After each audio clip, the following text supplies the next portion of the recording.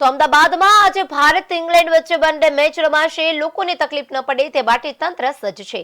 AMTS સવારથી 6 થી રાત્રે 12 વાગ્યા સુધી 104 બસ દોડાવવામાં આવશે. તો 18 રૂટ પર 104 બસો દોડાવાશે. 79 બસ સવારે 6 થી રાત્રે 11 સુધી દોડાશે. રાત્રિના 25 બસ મૂકવામાં આવશે. તો બોડામાં બોડી બસ રાત્રે 12 વાગ્યા સુધીની મળી રહેશે.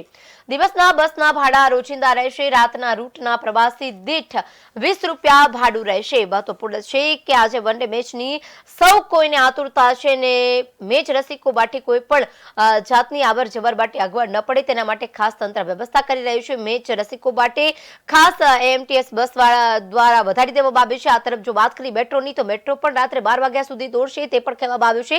એટલે કે તંત્ર ફૂલ તૈયારીમાં છે.